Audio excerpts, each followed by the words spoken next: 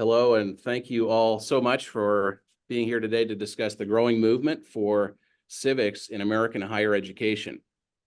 My name is Hans Zeiger. I'm the president of the Jack Miller Center, which is a nonpartisan citizen-backed venture to grow the bench of professors and teachers who are committed to advancing the history, documents, and ideals that we hold in common as Americans.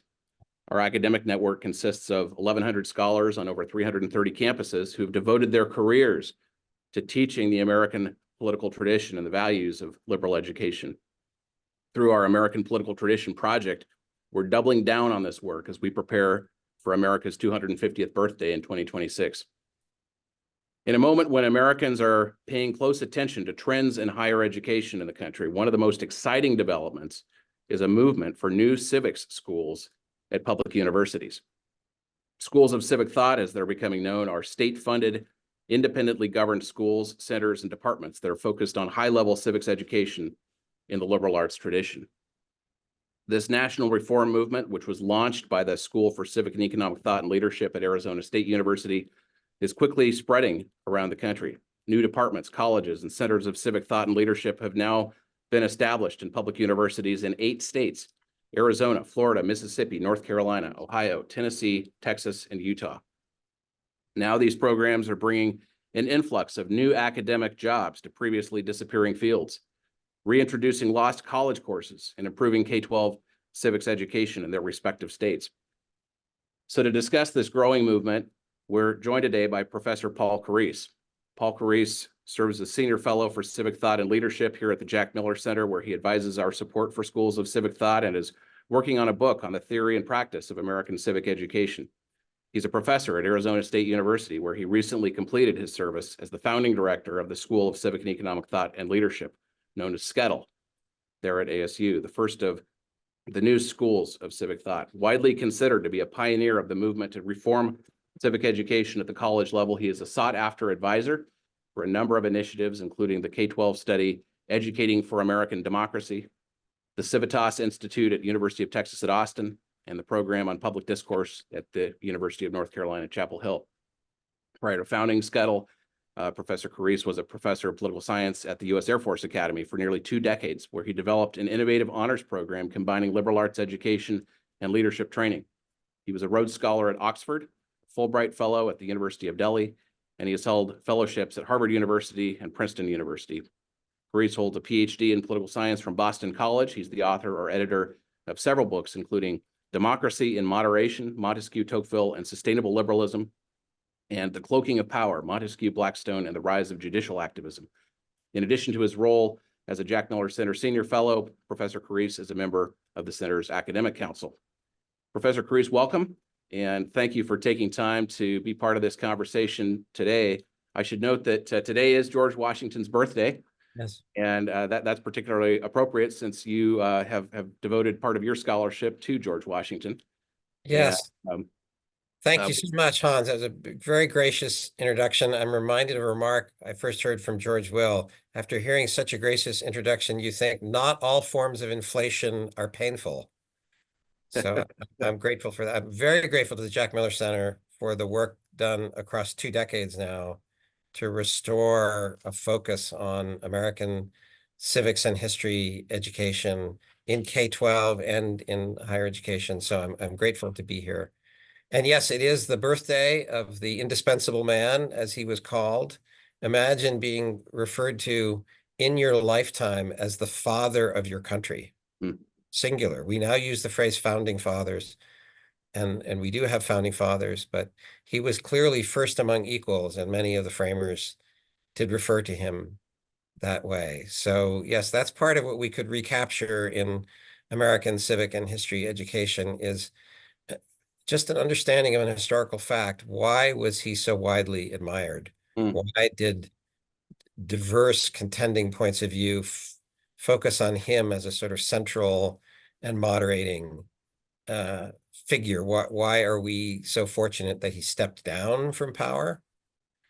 Richard Brookhiser's wonderful book from 1996, I think, Founding Fathers, the name of it, has a wonderful account of that. It's a very ambitious man who stepped down from near absolute power twice after being the successful general in a revolution. He did the thing that most military generals, victors, don't do. He retired from the political scene, and then he didn't want to even serve a second term as president. He was persuaded by everybody he needed to allow himself to be elected to a second term, and he did. But at the end of it, he wrote his farewell address, absolutely going to leave office while alive, not die in office. That was an important lesson. So, wow. So George Washington thought that civic education was extremely important, and this wasn't just kind of buried in, Washington correspondence. I mean, this was front and center in his first message to Congress, and it resurfaced in other public addresses, as well as his last State of the Union to Congress. I have found Washington's words about civics to be very helpful for framing the subject. I mean, he was talking about more than Schoolhouse Rock civics, more than the memorization of certain facts about how our government works. And I wonder if you could give listeners just a brief overview as we start this conversation about civic education. What did George Washington have to say about civics, and why should we pay attention to that? I think in the past century, Washington has declined in our understanding of American history and great American leaders, because primarily he inherited slaves from his family, and then from the Custis family when he and Martha were married. And also the theory that the American Constitution of 1787 was designed by wealthy men for wealthy men and we forget that he was the only slaveholding president other than General Grant, but really the significant slaveholding president, the only one to emancipate all of his slaves at the time of his death. So it was an extraordinary act at the time. It basically bankrupted the Washington Custis estate. So there are reasons to recover, even in our own sensibilities about an issue like slavery or inequality in wealth, to recover how extraordinary a figure he was. Another extraordinary thing that he did with his wealth in his lifetime was to give his own money to education. So the university that we now know as Washington and Lee was a small educational institution that was failing, and Washington he and Martha gave a private gift of their own money to keep that academy open. And in gratitude for that, they renamed it Washington. It became Washington College. And then Robert E. Lee saved it when it was in trouble again after the Civil War, when Lee was trying to help rebuild the Republic. And in gratitude, they named it Washington and Lee. So Washington gave his own money.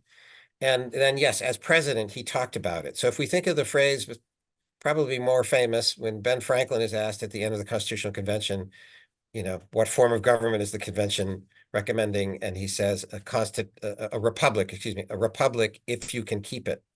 That theme of if you can keep it is the civic education theme. So Washington was very worried that, as many other democracies and republics, this would stumble after a promising start. And civics education was a crucial way to sustain the constitutional republic. So he talked about it multiple times and wrote about it multiple times as president. Probably most widely cited is his advocacy in his last annual address, State of the Union address to Congress, in his 8th year as president, for a national university. But he'd recommended it before, that there needed to be a new national institution for a higher civics to prepare a leadership group for the new constitutional republic. Of course, he also wanted a military academy, and that was eventually established in the Jefferson administration.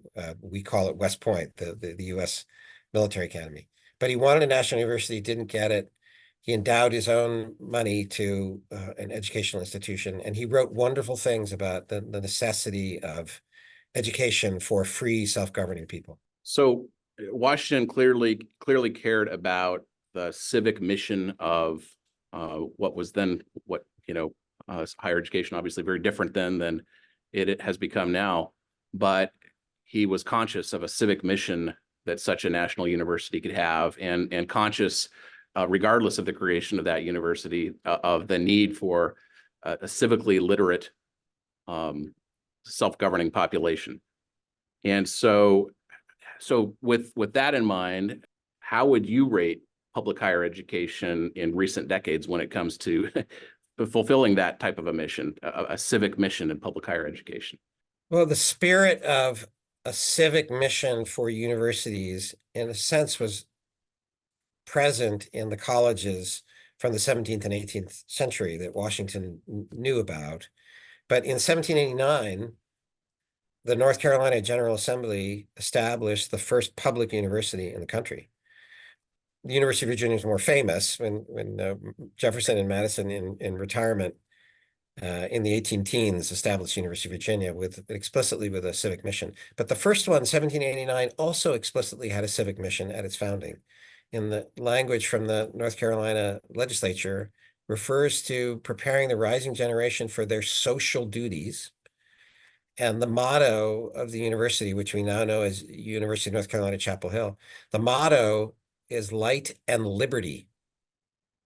So the curriculum, the liberal arts curriculum, preparing what was admittedly an elite few with a college or university education, included the original meaning of liberal arts, liberal being the Latin root related to our word for liberty, educating free people for the whole range of responsibilities and duties, as well as rights of being free people. So even though the National University of Washington and others did not get established, the public university movement started in North Carolina. It spreads.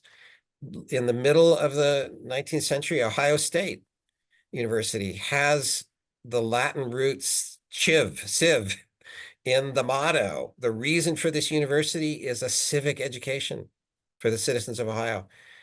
Later in the century, University of Texas, Austin, I think that's 1880s, right, has a phrase about education being the guardian of democracy in the motto of the school. So this didn't start to decline until the 20th century. And one reason is the research university culture that starts with Johns Hopkins University.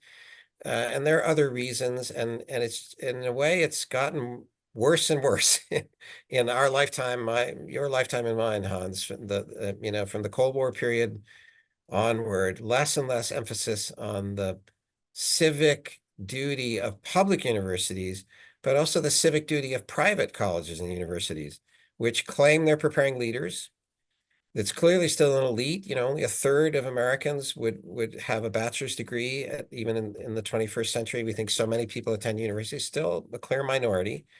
And they get enormous support from private donors and tax-free status, and they get federal funding in all kinds of ways. So it's very unfortunate how far this sense of a civic mission, private or public, how far that has fallen. So this is a good lead into the project that you led at Arizona State University for several years that has really taken off as a model for infusing civic education back into public universities. And Henry Olson has a piece just today at the online journal 1912, where he says, speaking of the program that you started and led there, this small seed has grown into a strong tree in the ASU forest. Its curriculum is as distinct as originally envisioned, giving students the opportunity to dive deeply into the classic works of Western philosophy.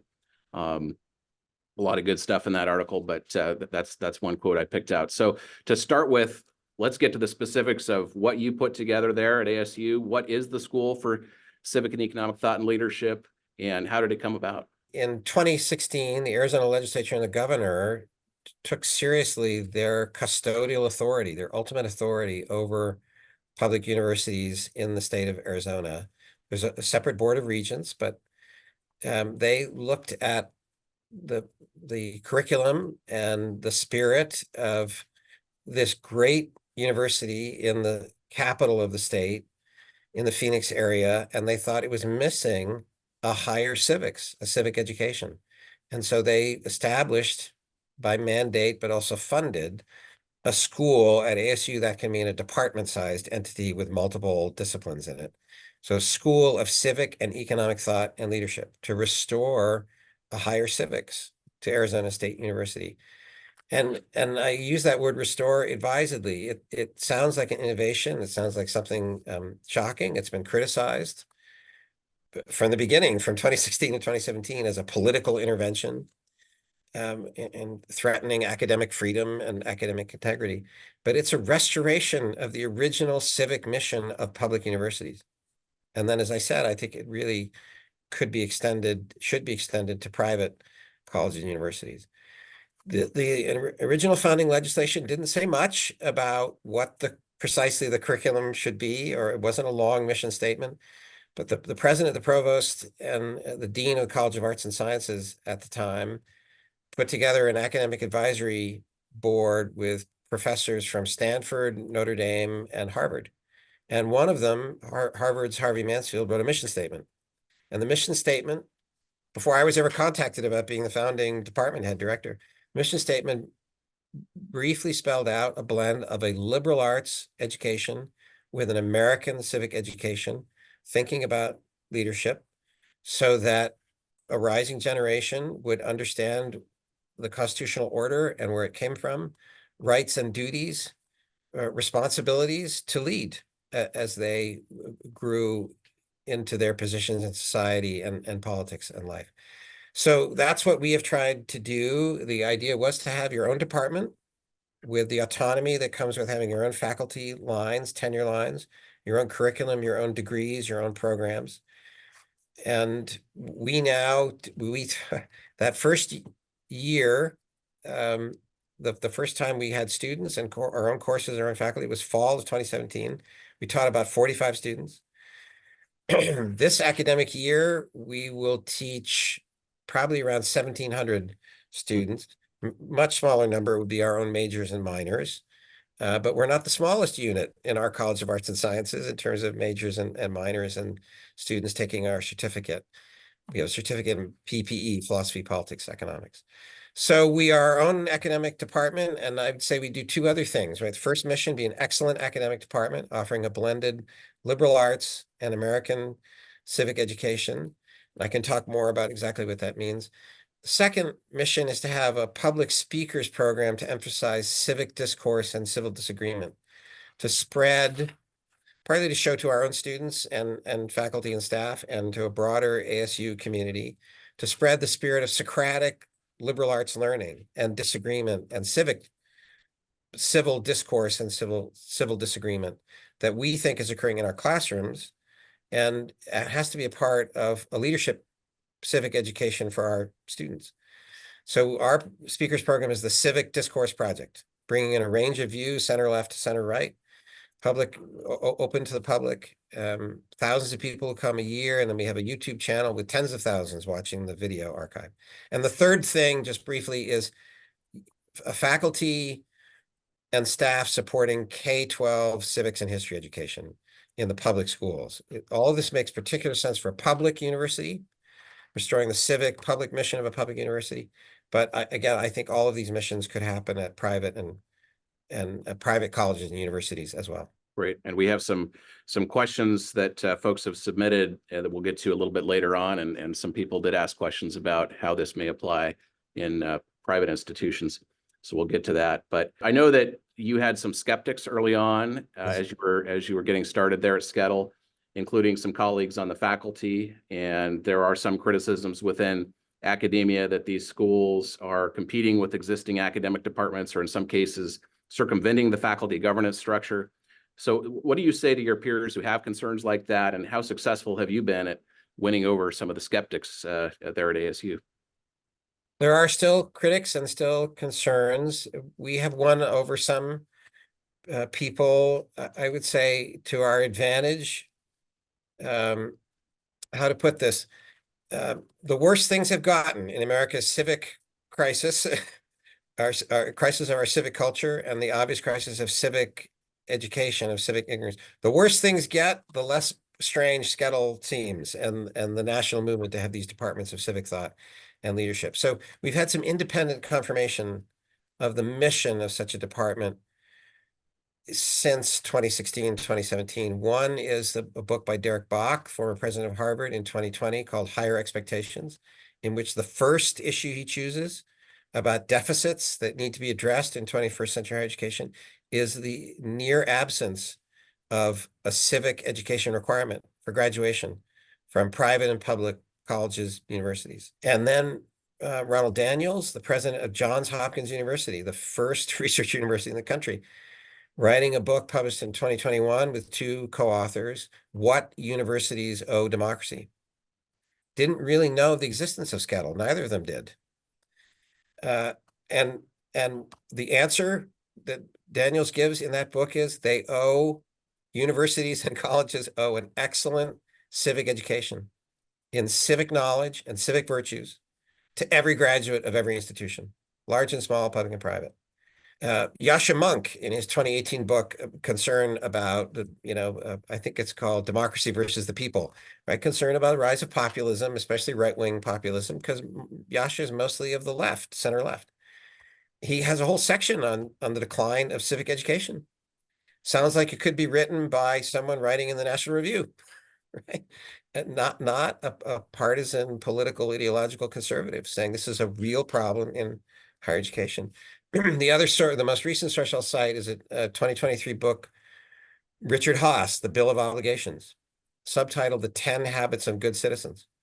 Richard Haas is not a movement political conservative. Worked in presidential administrations of both parties, has sort of shifted to the center. I think he no longer calls himself a Republican, is on MSNBC. Plenty of language and argument in that book about the importance of what I would call a traditional civics education, history and civics education. It's one of the 10 good habits that he calls all Americans to recover, support civic education. So the fact that we've had some independent confirmation, I think, helps us to put a spotlight on what we've actually done and what we've actually built. We are not indoctrinating students in any political ideology or a narrow political point of view. We get students from center left and center right, and we have very clear evidence and testimony of students about that they see our department as a place to encounter big, important ideas about self-government and America and constitutional liberty and leadership, but our economic order and our economic debates, but lots of room to debate and to argue. And they enjoy the freedom of that. So if a student decides to pursue a major within the SCETL program, what kind of experiences are they going to have? What kinds of classes are they going to take? What kind of books are they going to read? Yes, we still have a big long name for the title of our major, Civic, and you get a BA or a BS in Civic and Economic Thought and Leadership. We have a minor as well. We have a master's degree and MA degree, largely focused at teachers who are thinking about civics, social studies, history, enriched graduate education. And that master's is in classical liberal education and leadership. And we have a 5-course undergraduate certificate that we call PPE, Philosophy, Politics, Economics, in partnership with the Political Science Department, Philosophy faculty, and the Economics Department. So it's a traditional academic department with all those options. We have 4 elements to our undergraduate curriculum for the majors and a smaller version for the minors. Moral and political thought, basically a sort of classical liberal arts component. American political and constitutional thought is the second.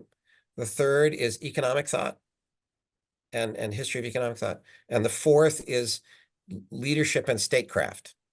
And the statecraft part particularly brings in the reality and the responsibility of America being still the most powerful country in the world, politically, military, economically, culturally. What are the responsibilities and issues that come with that? So those are the 4 main themes of our curriculum. We have students who are in mostly seminar size classes. Some of our introductory classes are a little larger.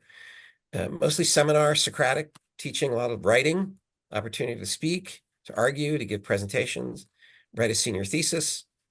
As I mentioned, students have the opportunity to be part of our speakers program, Civic Discourse Project. There's one other item I'll mention. There's a requirement for an internship.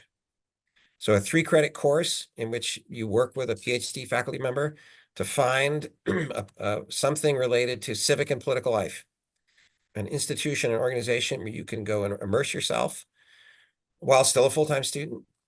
It's either during the semester, during the summer.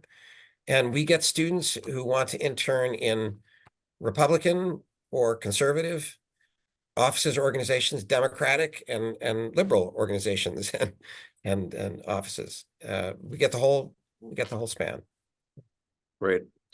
So there's been a lot of attention to the ideological climate on college campuses in recent months. And I wonder if you could talk about how SCETL has positioned itself as a forum for ideas and for debate. How you have oriented yourself to that in a time that's very contentious and when there's a lot of polarization on our college campuses. Well, again, we hear directly from our students and we hear from faculty who are involved with us, mostly in the Civic Discourse project. Faculty who are clearly center-left or center, that they appreciate that we exist. They appreciate that we are offering courses, offering a speakers program. We offer an intellectual diversity, to put it that way, that would not otherwise be a presence on the campus in our courses, in our curriculum, in the speakers we bring in. And that's good for higher education. It's good for the civic education dimension of it. It's just also good for the mission of a university, to be a place where very important ideas and very complicated ideas get a full vetting and full argument and full debate. So that speakers program is really a crucial part of reinforcing the Socratic non-ideological mission of the courses and the curriculum. And it's also an invitation to a wider community on the ASU campus and a wider community in Phoenix and Arizona and beyond, to say that we are interested in the phrase that Harvey Mansfield used in the mission statement for that advisory board was a higher level of debate about important questions. That's what we're here to do. So our annual conference is this coming next few days, Friday and Saturday. Our three keynote speakers are Danielle Allen of Harvard, clearly on the center left. Yuval Levin of the American Enterprise Institute, clearly on the center right. He has a new book coming out on the Constitution and our civic culture. And then I'm doing an interview with Harvey as the third sort of keynote event. But that's what we try to do. Our annual Constitution Day lecture every September, the last few years, we've had Stephen Smith of Yale and my friend Jane Kamensky from Harvard, who's now just become the president of the Thomas Jefferson Foundation in Monticello. No one would say Stephen or Jane are ideological, partisan conservatives or Republicans, right? But we also had in that mix Robert George of Princeton, right? So that's a snapshot of the range of speakers we try to have in. And it's also an evidence of the range of debate and points of view we're trying to have in our classrooms. But this is what it means to be a free human being. Free people will disagree. Philosophers will disagree. Citizens will disagree.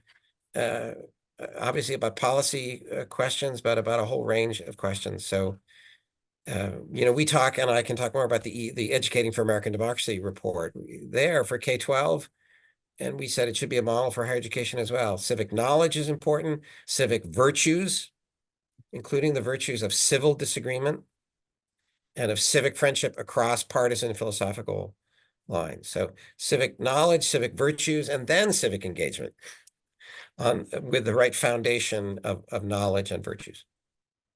So as you talk about civic virtue, one of the virtues that you have particularly studied and written about in your scholarship is the virtue of moderation. And I mentioned earlier the book that you wrote about Tocqueville and Montesquieu, and you actually bring George Washington, speaking of Washington's birthday, you bring Washington quite a bit into that book. And, how do you define moderation? And what role do you see a program like SCETL playing in the teaching of moderation? Thank you. I hear I need to mention my mentor in George Washington studies, who recently passed, Robert Faulkner of Boston College. He, when I was a doctoral student, asked me to help him co-edit. It's an extraordinary project, to co-edit a one-volume version of John Marshall's Life of George Washington. We forget that the great Chief Justice of the United States, who we still call the great Chief Justice, looked up to Washington. And in the life of George Washington, you get a portrait of Washington's political and intellectual moderation, that he was aware that thinkers as well as political actors could go to extremes. It's a very old principle that comes from Aristotle through Cicero. This is the kind of Plutarch, the great biographer of the noble Greeks and Romans. All of these works are being read by the founding generation from the 1750s onward. And so it was not accidental that John Marshall, a graduate of William and Mary, would have a Plutarchian approach. He was going to write a life of George Washington, and it captures his character and his moderation and rewards him. Jefferson has a phrase, Richard Burkheiser quotes it in that biography, that Jefferson writes after Washington's passing, that the incredibly perilous path from winning the revolution against the superpower of the day to establishing a minimal constitutional government of the Articles, to refounding a constitutional government under a stronger constitution, 1787 Constitution. Jefferson says all of that succeeded primarily because of the moderation of this great man. He did not himself go to extremes. He didn't make himself a king conqueror. People offered him that. Officers in his army offered him that. As faction is breaking out in his cabinet, his first cabinet, but definitely his second cabinet as president, he stays cool and he tries to find the reasonable higher middle ground to different possibilities and points of view.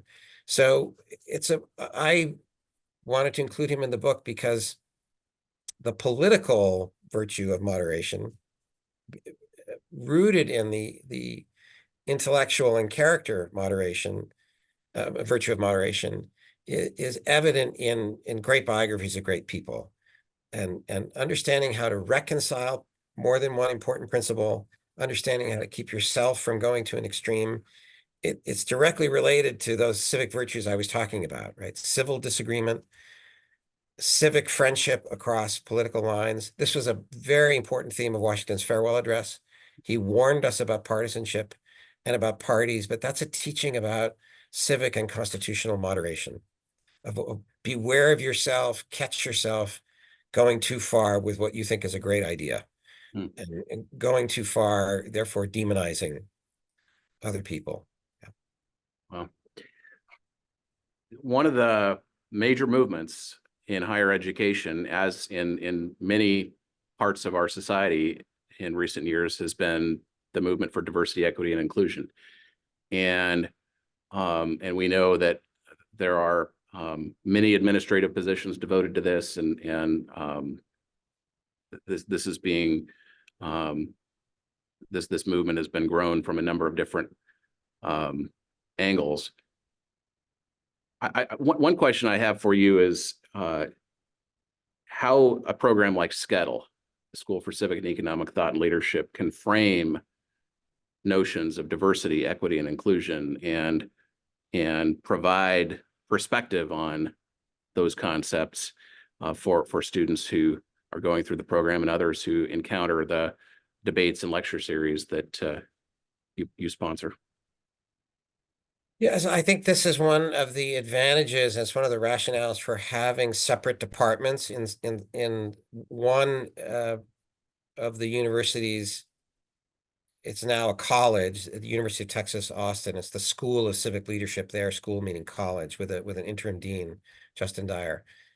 But to have separate departments that have the limited autonomy that a department has, or college, or a center that it has made perhaps a special reporting line up to a provost, let's say. The advantage of that is to have a group of faculty with a curriculum, with a speakers program, that have the stability and continuity to be a leavening presence on campus. Reasonable debate and disagreement, reasonable intellectual diversity about a whole range of contentious issues, and DEI is one of the contentious issues. But our approach has not been to directly address DEI per se, but I will hold up this prop. We have a pocket constitution for the department. We did it in our very first years. Lincoln is on the cover, but I stole this idea, although I told him I gave him credit, from Robbie George and the James Madison program at Princeton. When I was a fellow there over a decade ago, I saw that he had added the Gettysburg Address to a pocket constitution. So the Declaration, the Constitution with all the amendments, Gettysburg Address. I thought in 2017 it was important to add one further document. There are others you could add, but to go from 1863, the Gettysburg Address, Lincoln, to 1963, Martin Luther King, the I Have a Dream address, standing on the steps of the Lincoln Memorial by choice, and King praising the magnificent words of the Declaration of the Constitution, praising the architects of our republic, demanding the full justice, the full political and civil equality promised by the Declaration and Constitution, especially as amended, but not repudiating our constitutional origins and our foundation. So that's what's in our pocket constitution as a higher civics. It's got 4 documents in it, which requires you to be Socratic. How do they all fit together? What does Lincoln mean by a new birth of freedom? Is this a refounding, or is he repudiating? Does he think he's continuing? And you know, dozens and dozens of important arguments that come from that kind of a packet. So that's, I think, our contribution to any discussion on our campus and beyond about diversity, equity, inclusion, is to restore the classical liberal arts approach to civic education, and therefore to preparation to being a leader and a civic friend, and someone who can undertake civil discourse and civil disagreement with fellow citizens. And here, just one other thing. You mentioned the criticism earlier that, oh, you know, departments of political science already do this. Departments of history already do this, or other departments. And I challenge anyone to write to me and show me that this kind of a classical liberal arts education blended with a civic education is prominently featured in the vast majority of political science departments or the vast majority of history departments. It may have been when I was in high school 40 years ago, but it was dwindling then, and it's been a steady downward slope ever since then. The tenure lines have been removed and given to other areas of these fields. Generally, these fields, my own field, political science, history, others have thought civics is something that happens in schools. And, you know, it's like dental care. Somebody else should do it, but we're professors. We're scholars. We don't, civics is not serious. Civics is indoctrination, or it's dirty in some way, right? They've lost this higher sense of civics. It's there. I admit there are counterfactuals, a few out there, but the exceptions would prove the rule. That the spirit and the weight of the history field, the political science field, the leading departments around the country, the prestigious leading PhD departments around the country don't have this presence. So after you started SCETL, at some point, this took off as a movement in a number of different institutions throughout the country, public institutions. How did that occur? How did people see what you were doing there at SCETL and say, this is something we want to try in other places? It happened because of the spirit of federalism and the spirit of liberty that still is very much present and surging in America. One of our faculty, Sean Beinberg, is an expert on federalism, but this was a state government. I mean, it's a paradox of the American founding that education is not really mentioned in the Constitution. You'd have to tease it out. The closest reference to knowledge is the patents clause, right, about inventions and discoveries, right? Education, I think that was part of the federalism deal in the Constitutional Convention, and thereafter, it's a reason why the National University was never established. Education belongs to the states, to the state and local governments, to the republics.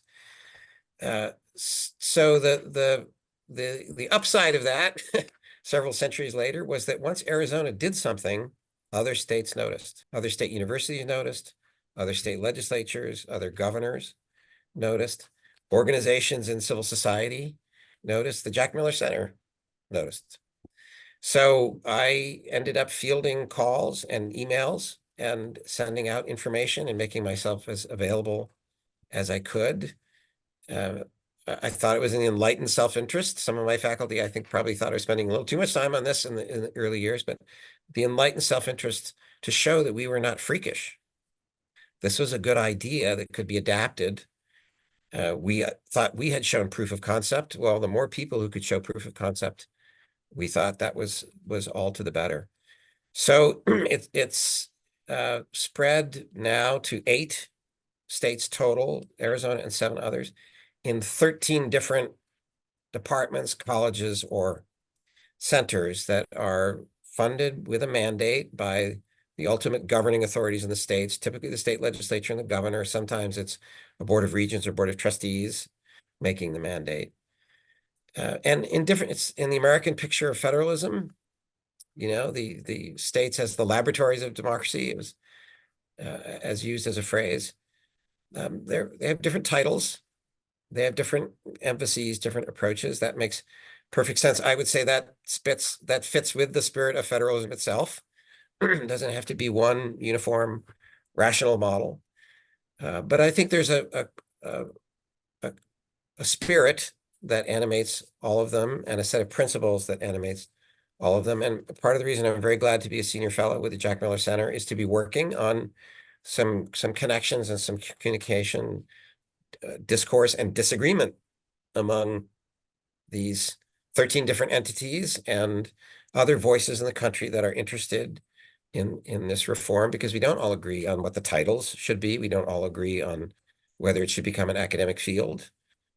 So there's robust but civil disagreement happening so far about this. And there's real innovation happening this is pioneering work that folks involved in this are doing, right? Yes, and I really encourage, I had a piece recently in the National Review, which I leaned forward a bit on this point. I really encourage private colleges and universities to take up this issue. I'm a graduate of Middlebury College. I was a K-12 public school student during my K-12 years, but then fortunately was able to attend some elite private institutions for my undergraduate work and my doctoral work, Middlebury College and Boston College. Again, most of them claim they are educating leaders for American civic and social and political life and important fields in American life. They all get federal money of some sort or another, very few exceptions to that. And they get great status. This is why the John Hopkins president, could write his book with the title, "What Do Universities and Colleges Owe Democracy?" So I would slightly retranslate that. What do universities and colleges owe America and owe themselves?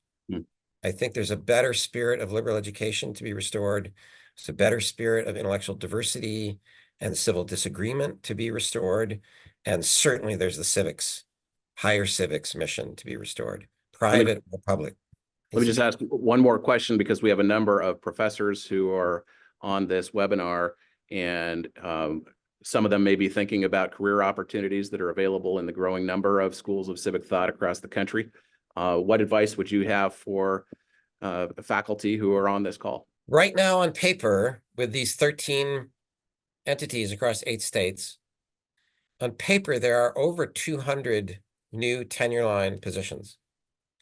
That's a drop in the bucket in the scope of the tens of thousands of professors in American higher education, but it's not insignificant. And again, this is the advantage of having a department, a college, or a sort of super center with some degree of autonomy.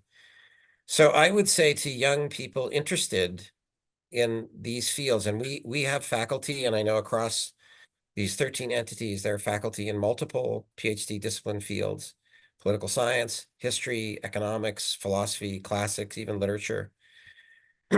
I would say JDs as well.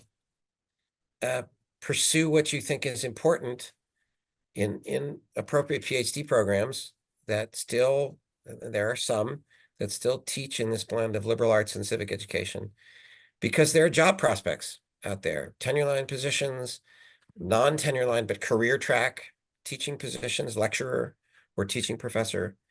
positions, and there are programmatic positions, especially if there's a robust undergraduate program and a master's degree and a speaker's program. There are staff and programmatic positions as well. And to deans, I would say maybe you should give a few more funded master's and PhD scholarships to the departments that educate people in this spirit. Would be the departments that are in the Jack Miller Center network, among others. So getting to questions from folks on the call here. So Jim Stoner, professor at Louisiana State University, how is civics or civic thought defined as a field, and how is it distinct from the social sciences?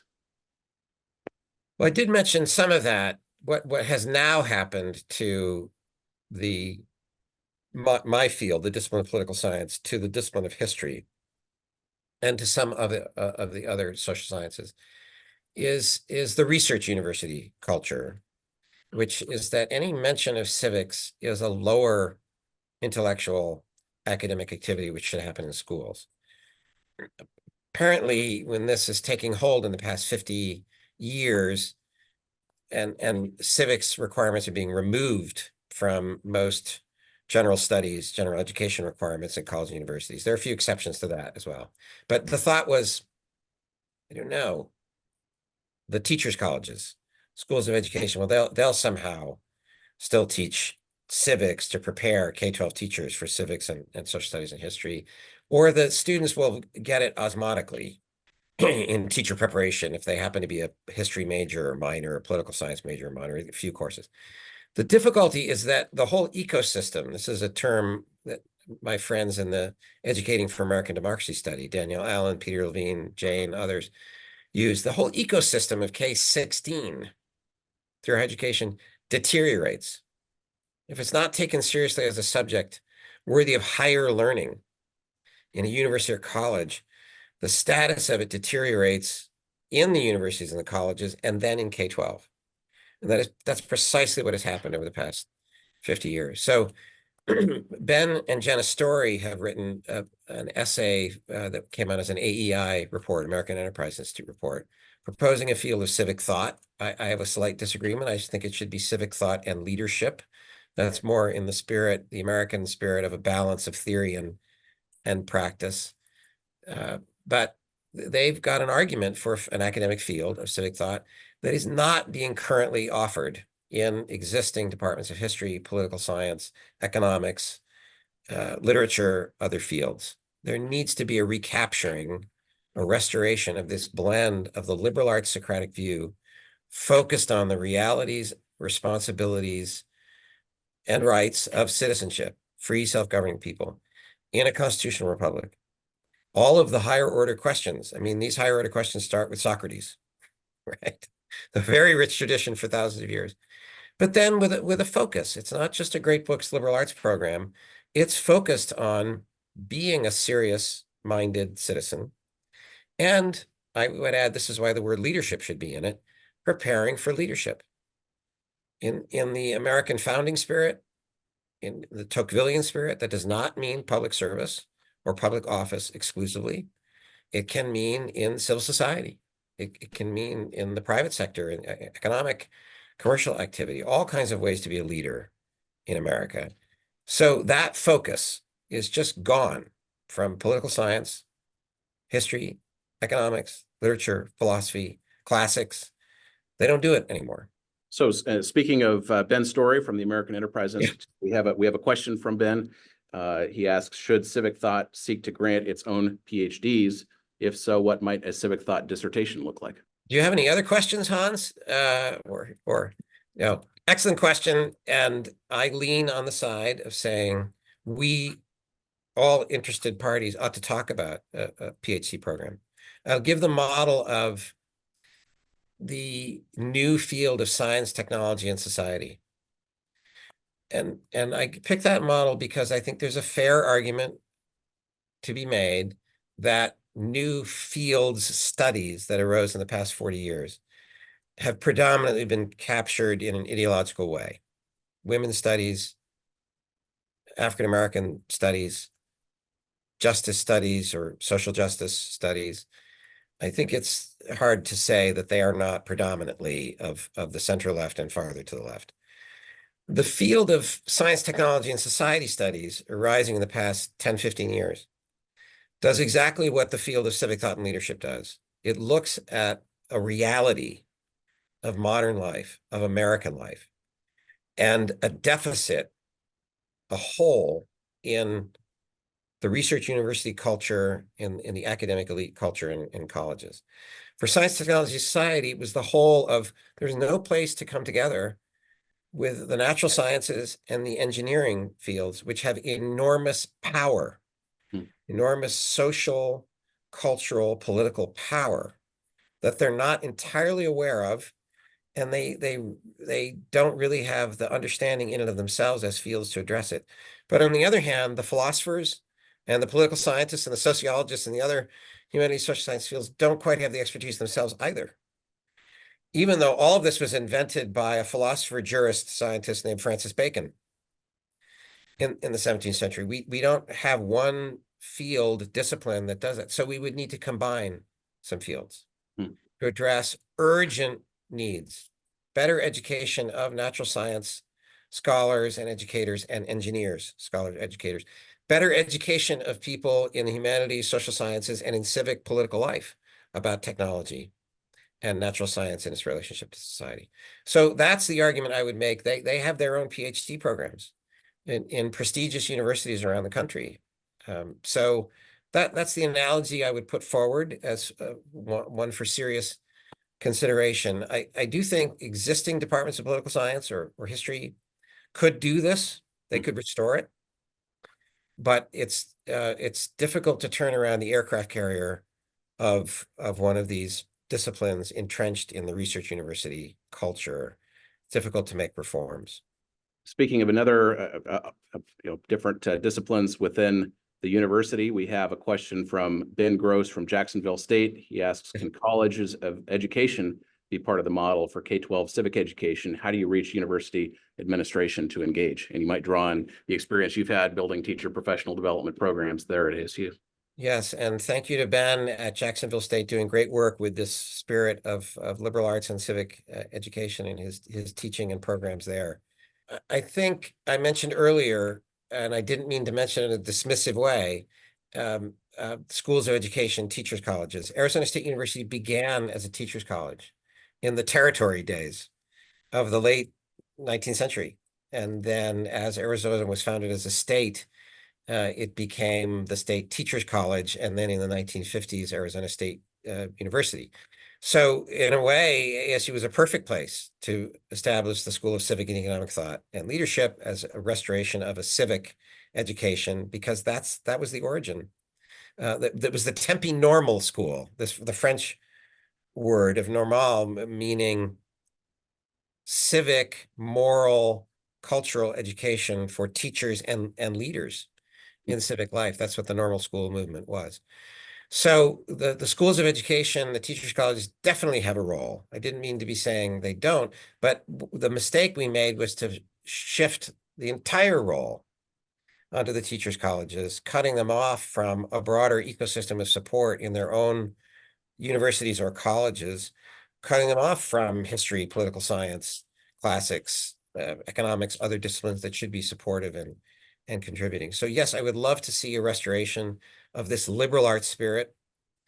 And the Educating for American Democracy report calls for this liberal arts civic education spirit in a blend. Love to see that at teachers' colleges and schools of education. And we try to do some of that here. And I hope that of the 12 other entities out there in 7 other states, I know that some of them are doing that, and I encourage them to do it. And as this movement grows, I think it's an important element to collaborate and be mutually supportive. I know you are eager to say a bit more about the possibility of the schools of civic thought model, not only in public higher education, but also private institutions. We have a couple of questions on that. One from Jason Lancer at Butler University asking, how can we do something similar at a private college university? And one from Anthony Hayner at Seton Hall University. Is there an opening for a school of civic thought at a religiously based institution? Well, for the religiously based institution, I can't remember if Seton Hall is Jesuit, but Boston College was Jesuit. And I will say that this gets back to George Washington. One of the contributions of the Society of Jesus, the Jesuit order in the Catholic Church, like it or not, is that they emphasized education for leaders, liberal arts education for leaders. And in fact, the connection to George Washington is that fans of George Washington will know one of perhaps the first writing that we have from George Washington is a list of rules of civility, 100 or so rules of civility. And Brookhiser, in his book, Founding Fathers, a wonderful account of this. That was actually written by French Jesuits in the 16th or 17th century, in the 17th century, made its way over to the Virginia Tidewater. And so Washington had it as a handwriting exercise, in part, in the middle of the 18th century in Virginia, but also as a moral and civic exercise, because it's the 102 rules, whatever, are replete with references to civility in relation to leadership and fellow feeling and fellow regard among free human beings and treating others with dignity. So anyway, the Jesuits have been involved in elite education for a long time. And I think any educational institution needs to understand that at the higher education level, they are elite. As democratic as we think we are, as egalitarian as we think we are, and certainly, obviously, many religious denominational institutions of different religions think about human equality and human dignity. But they are educating a smaller set of people who will likely be, they're certainly prepared for leadership roles. So, and I again mentioned the National Review article that I put, I called out Penn. And that in part because of the Harvard president resigning, the Penn president resigning, and some movements among faculty happening at Penn and Harvard and Yale and other Ivy Leagues. What could they do? And especially for Ben Franklin's university. There could be a restoration. It was the unique thing that Franklin did was to say there should be a new liberal arts, a modern liberal arts curriculum, specifically to prepare a new generation of leaders for the modern political, economic, scientific world. Certainly Penn could restore that. And so private, secular, private, religious, large, small, I think all of them can restore this spirit and should think about establishing departments, centers, institutes. Professor Carrese, thank you for your time today. Thank you for the work that you are doing. And I hope it's given folks on this call a reason to hope for the future of our country. So thanks to everybody who's joined us today, and please keep in touch with us.